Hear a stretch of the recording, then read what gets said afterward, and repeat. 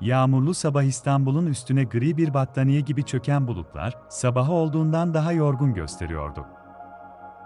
Bir yağmur, kaldırımlara vuran ayak seslerine karışıyor, rüzgar boğazdan keskin bir soğuk getiriyordu. Zeynep, her zamanki gibi dersine yetişmeye çalışıyordu, üzerinde yıllardır giydiği kahverengi montu, koltuğunda defterleri, çantasında annesinin ördüğü küçük bir örgü cüzdanı vardı. Üniversitenin 3. sınıfında olmasına rağmen hala tam bursla okuyor, geçimini sağlamak için hafta sonları bir kafede çalışıyordu. Hayatının her köşesi planlıydı ama para hiçbir zaman yetmiyordu. Otobüs durağına vardığında etraf kalabalıktı. İnsanlar sessizce bekliyor, kimileri telefonuna gömülmüş, kimileri yağmurdan korunmak için şemsiyelerine saklanmıştı. Zeynep, ayaklarının altında biriken suya dalgınca bakarken, içinden sessiz bir monolog geçti, hayat bazen garip. Ne kadar çabalarsan çabala, hep bir adım geridesin. Otobüs nihayet geldiğinde, herkes aceleyle bindi.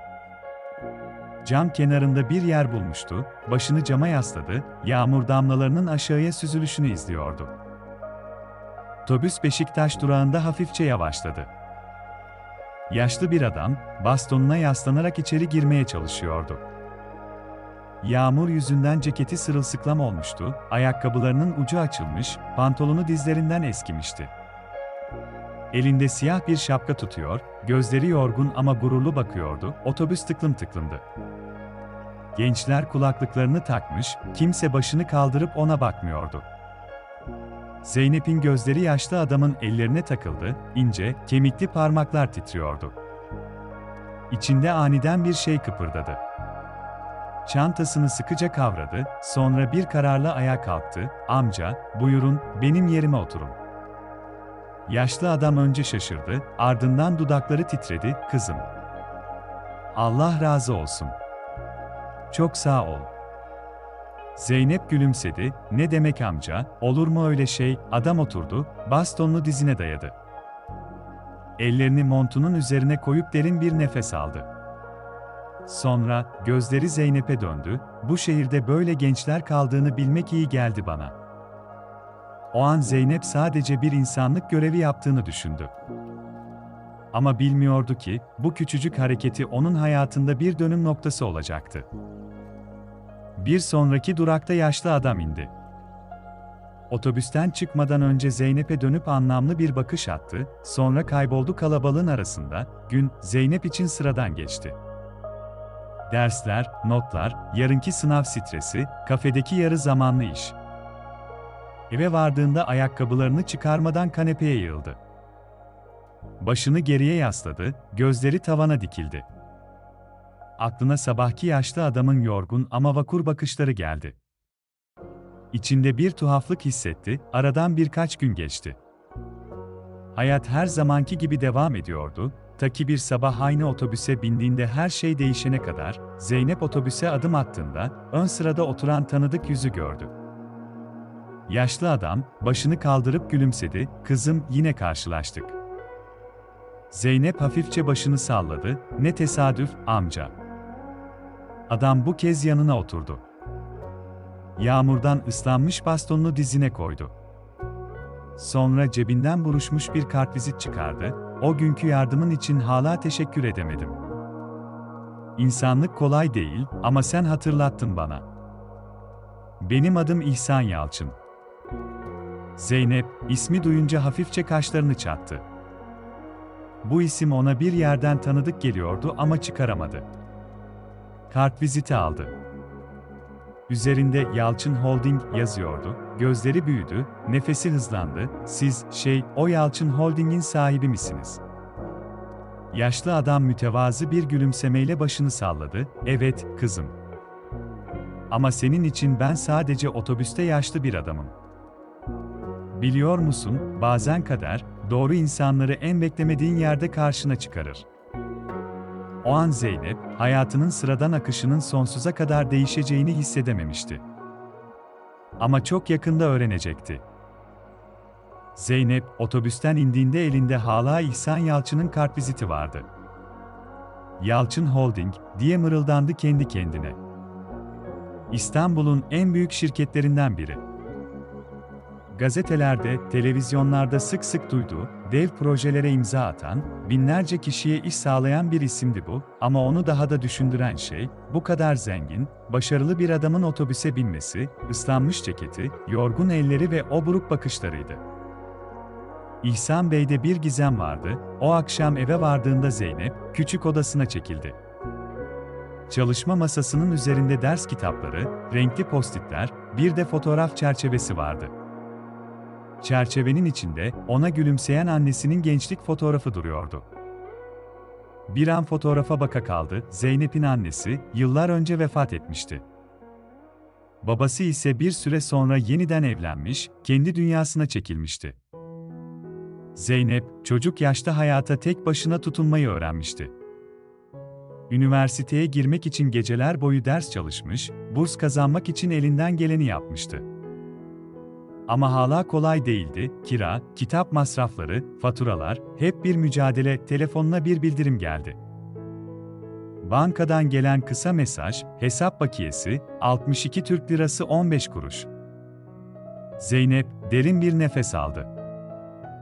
Gözlerini kapatıp içinden şöyle dedi, dayan Zeynep, biraz daha dayan. Her şey bir gün düzelecek.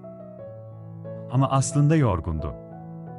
Çok yorgundu. Ertesi sabah, Zeynep ders çıkışı aynı otobüs durağında beklerken, arkasından tanıdık bir ses duydu. Kızım, bu kadar tesadüf fazla değil mi? Geri döndü, gülümsedi. İstanbul bu kadar küçük müydü, İhsan amca? Adam, şemsiyesini kapatıp yanına geldi. Bazen kader, insanları birden fazla kere karşılaştırır. Dün söyledim ama tekrar edeceğim. Yarın holdinge gel. Sana bir teklifim olacak. Zeynep şaşkınlıkla baktı, ama ben ne iş yapabilirim ki? Deneyimim yok, özel bir yeteneğim yok. İhsan Bey hafifçe başını salladı, sesi yumuşaktı. Kızım, bazen bir insanın ihtiyacı olan şey sadece bir şanstır.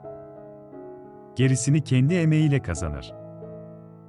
Zeynep, otobüsten indiğinde elinde hala İhsan Yalçın'ın kartviziti vardı. Yalçın Holding, diye mırıldandı kendi kendine. İstanbul'un en büyük şirketlerinden biri. Gazetelerde, televizyonlarda sık sık duyduğu, dev projelere imza atan, binlerce kişiye iş sağlayan bir isimdi bu, ama onu daha da düşündüren şey, bu kadar zengin, başarılı bir adamın otobüse binmesi, ıslanmış ceketi, yorgun elleri ve o buruk bakışlarıydı. İhsan Bey'de bir gizem vardı, o akşam eve vardığında Zeynep, küçük odasına çekildi. Çalışma masasının üzerinde ders kitapları, renkli postitler, bir de fotoğraf çerçevesi vardı. Çerçevenin içinde, ona gülümseyen annesinin gençlik fotoğrafı duruyordu. Bir an fotoğrafa baka kaldı, Zeynep'in annesi, yıllar önce vefat etmişti. Babası ise bir süre sonra yeniden evlenmiş, kendi dünyasına çekilmişti. Zeynep, çocuk yaşta hayata tek başına tutunmayı öğrenmişti. Üniversiteye girmek için geceler boyu ders çalışmış, burs kazanmak için elinden geleni yapmıştı.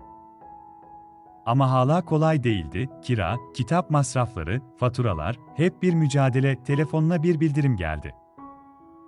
Bankadan gelen kısa mesaj, hesap bakiyesi, 62 Türk Lirası 15 kuruş. Zeynep, derin bir nefes aldı. Gözlerini kapatıp içinden şöyle dedi, dayan Zeynep, biraz daha dayan. Her şey bir gün düzelecek. Ama aslında yorgundu. Çok yorgundu. Ertesi sabah, Zeynep ders çıkışı aynı otobüs durağında beklerken, arkasından tanıdık bir ses duydu. Kızım, bu kadar tesadüf fazla değil mi? Geri döndü, gülümsedi. İstanbul bu kadar küçük müydü, İhsan amca? Adam, şemsiyesini kapatıp yanına geldi. Bazen kader, insanları birden fazla kere karşılaştırır. Dün söyledim ama tekrar edeceğim. Yarın holdinge gel. Sana bir teklifim olacak. Zeynep şaşkınlıkla baktı, ama ben ne iş yapabilirim ki? Deneyimim yok, özel bir yeteneğim yok. İhsan Bey hafifçe başını salladı, sesi yumuşaktı. Kızım, bazen bir insanın ihtiyacı olan şey sadece bir şanstır. Gerisini kendi emeğiyle kazanır. Devasa bina, sabah güneşinde adeta parlıyordu.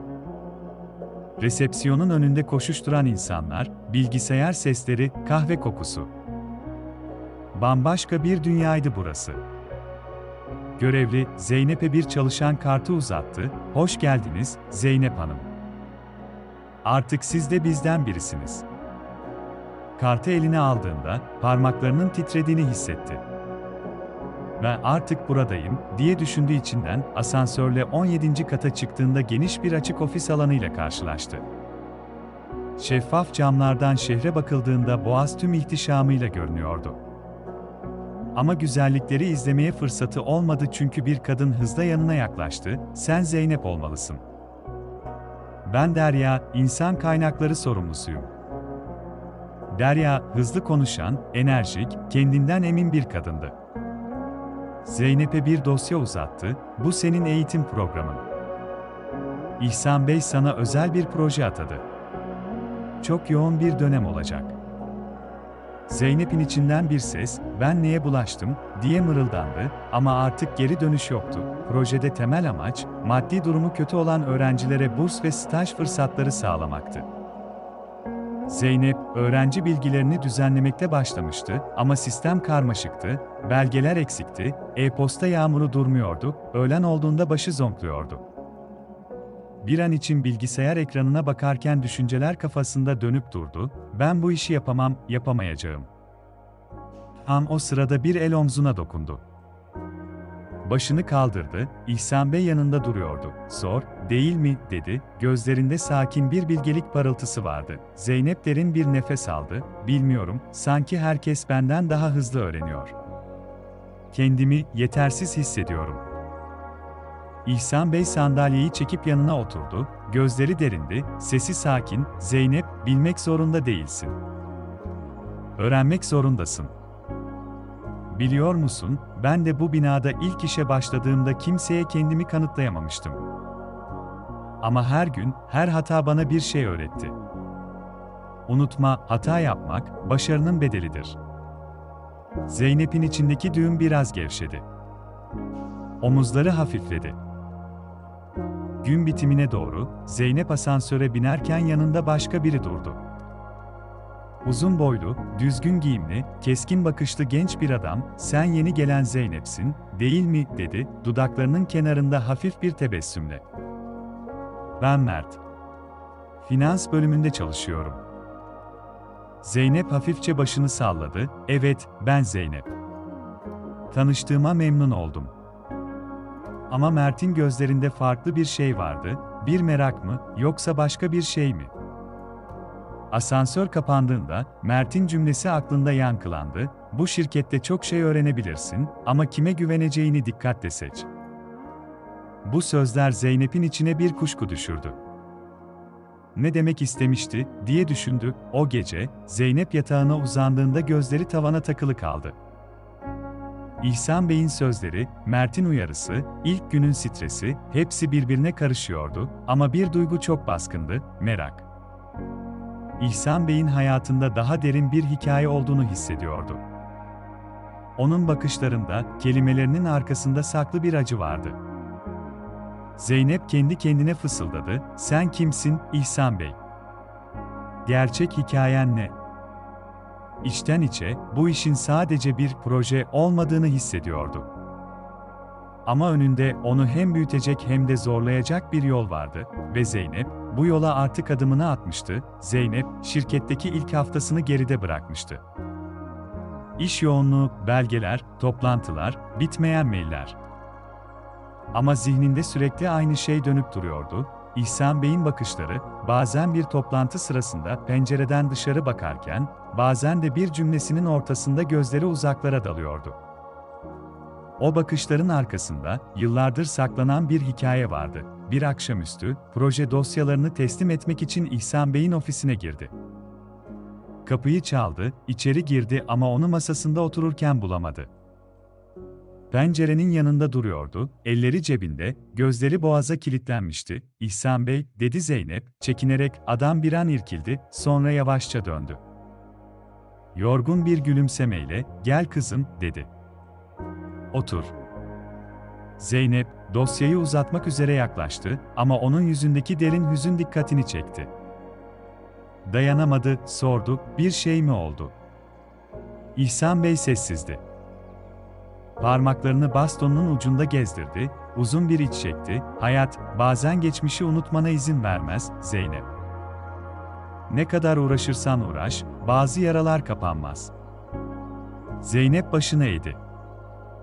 Onun bu kadar kırılgan bir halini ilk kez görüyordu. "Bana anlatmak ister misiniz?" diye sordu sessizce. İhsan Bey, gözlerini bir noktaya dikmiş, uzaklara dalmıştı. Sonunda derin bir nefes aldı ve konuşmaya başladı. "Ben küçükken bir gece annemi kaybettim." Zeynep başını kaldırdı, şaşkınlıkla baktı. "O zaman 12 yaşındaydım. Babam çoktan gitmişti, biz 3 kardeş, annemin eline bakıyorduk. Babam borç batağında kaybolup gitmişti. Annem, gündüz temizlik yapar, gece dikiş dikerdi. Ama bir gece, eski, rutubet kokan evimizde, yangın çıktı. Sesi titredi. Ellerindeki damarlar belirginleşmişti, hatıralar zihnine yeniden kazınıyor gibiydi. Ben ve küçük kardeşim Emre kurtulduk. Ama ortanca kardeşim Can, annemle birlikte içeride kaldı. O gece, hiçbir şey yapamadım. Ve hiçbir zaman affedemedim kendimi."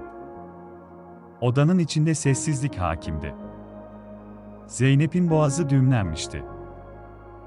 Gözleri doldu ama sustu, onu bölmek istemedi. İhsan Bey, ellerini dizlerine koydu, sesi biraz daha sertleşti. "O gece bana bir şey öğretti, Zeynep.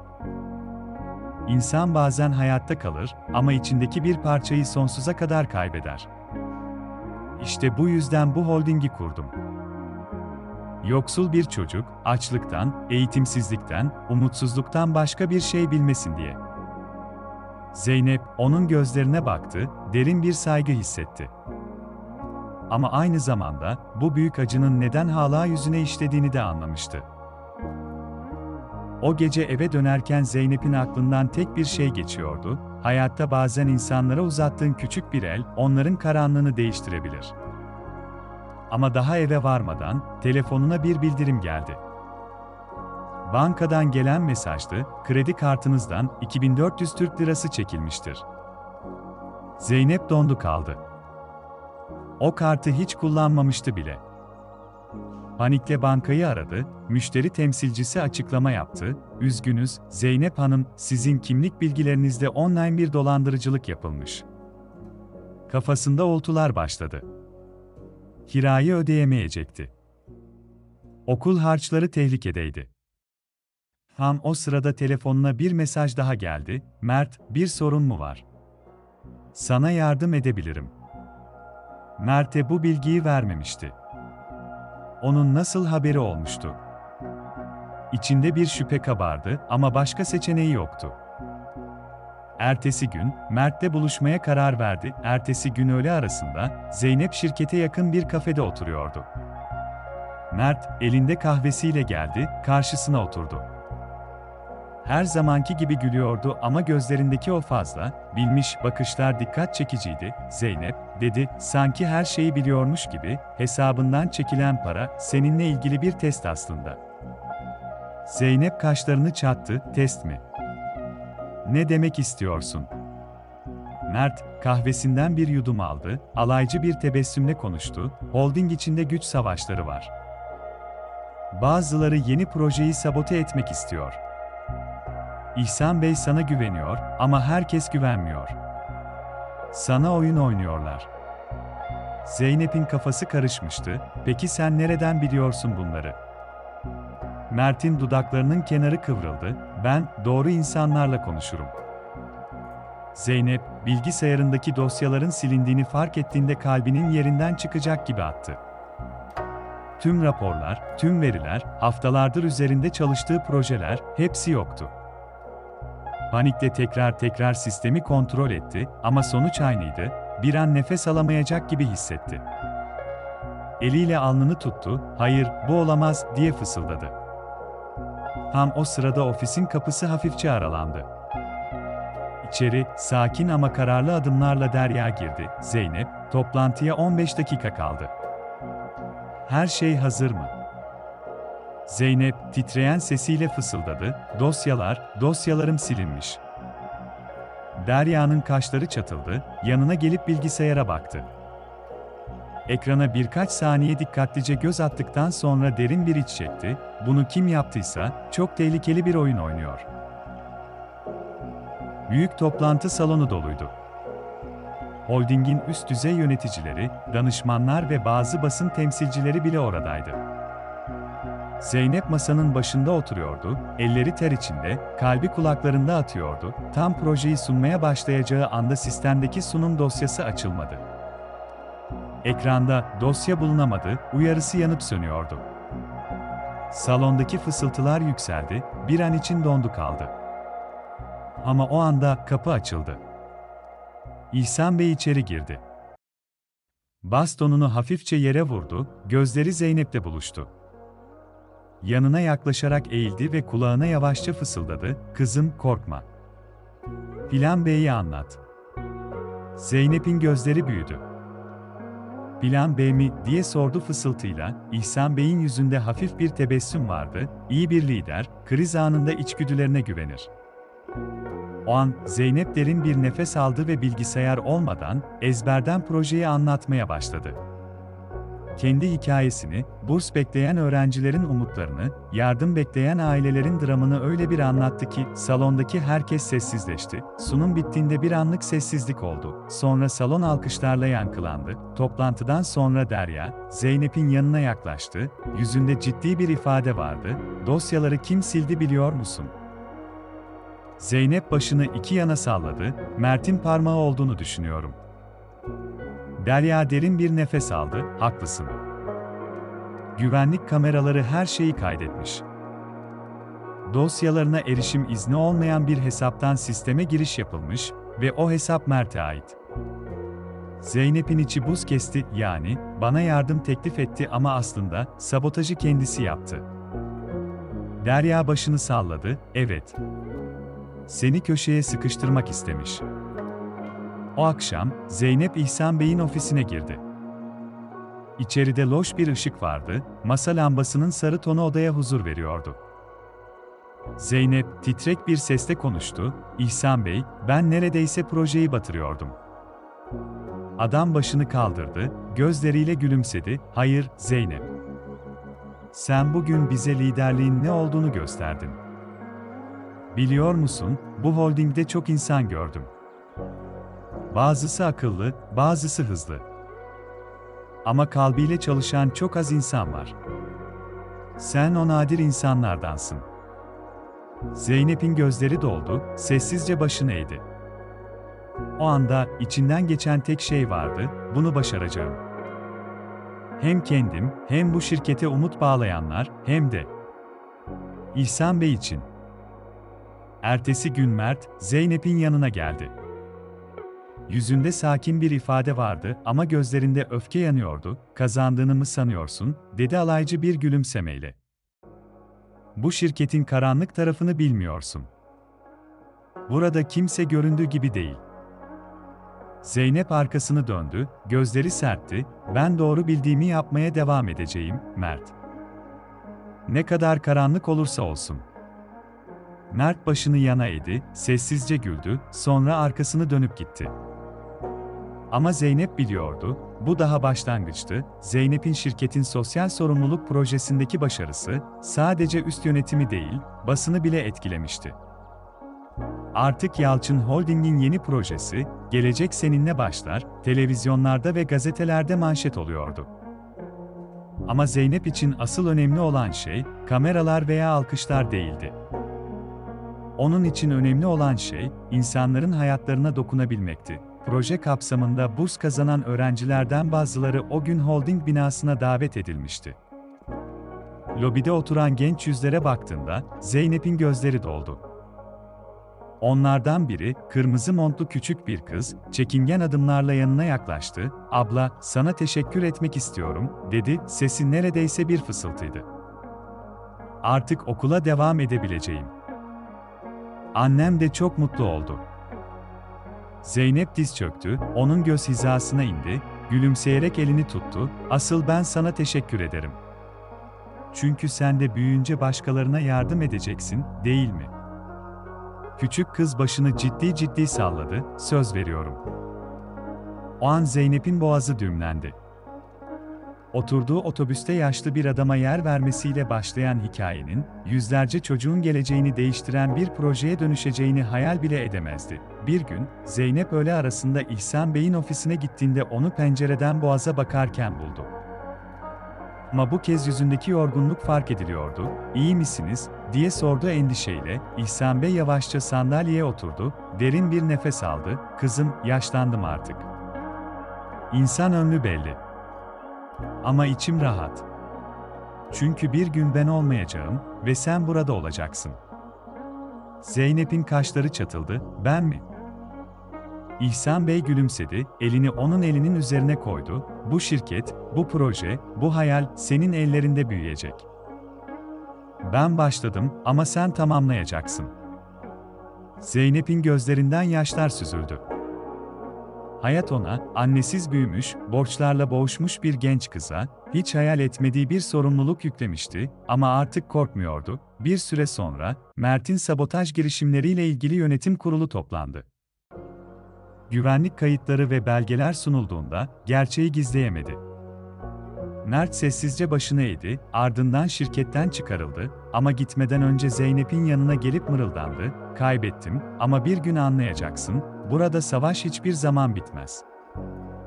Zeynep, sakin ama kararlı bir sesle yanıt verdi, "Ben savaşmak için değil, umut olmak için buradayım." Aylar sonra, Yalçın Holding'in yeni sosyal sorumluluk merkezi açılıyordu. Törene yüzlerce öğrenci, aile, gönüllü ve basın mensubu katılmıştı. Sahneye ilk olarak İhsan Bey çıktı. Bastonuna yaslanmıştı ama gözlerinde alışık olmadık bir ışık vardı. "Hayatta öğrendiğim bir şey var," dedi, sesi salonda yankılandı. Bazen küçük bir iyilik, zincirleme bir mucize başlatır. Bazen bir otobüste, genç bir kız bir yaşlıya yer verir. Ve o anda başlayan hikaye, yüzlerce çocuğun hayatını değiştirebilir. Sonra arkasını döndü, elini Zeynep'e uzattı, "Bugün bu hikayenin kahramanını sahneye davet ediyorum." Salondaki alkışlar arasında Zeynep sahneye çıktı. İhsan Bey, titreyen elleriyle cebinden bir dosya çıkardı ve ona uzattı, "Bugünden itibaren, Gelecek Seninle Başlar Vakfı'nın başkanı sensin." Salonda sessizlik oldu, sonra alkışlar daha da büyüdü. Zeynep, dosyayı elleri titreyerek aldı, gözlerinden yaşlar süzülürken fısıldadı, "Ama ben hazır değilim." İhsan Bey gülümsedi, "Kimse hiçbir zaman hazır değil, kızım. Ama kalbin doğru yerdeyse, gerisi gelir." Aylar geçti. Vakıf büyüdü, projeler çoğaldı, binlerce öğrenciye burs sağlandı. Bir akşamüstü, Zeynep vakıf binasından çıkarken yanına küçük bir çocuk geldi. Elinde buruşmuş bir defter vardı, utangaçça uzattı, "Abla, senin için bir şey yazdım." Defteri açtı, ilk sayfada titrek harflerle şu cümle yazıyordu, "Bir küçük iyilik, bazen bir ömür boyu sürer." Zeynep'in gözleri doldu, eğilip çocuğu sıkıca kucakladı. Ve o an, hayatındaki tüm mücadeleler, gözyaşları ve çabalar anlam kazandı, gökyüzüne baktı, derin bir nefes aldı ve kendi kendine fısıldadı, "O otobüse binmem, bir yaşlı adama yer vermem, sadece benim değil, binlerce insanın kaderini değiştirdi."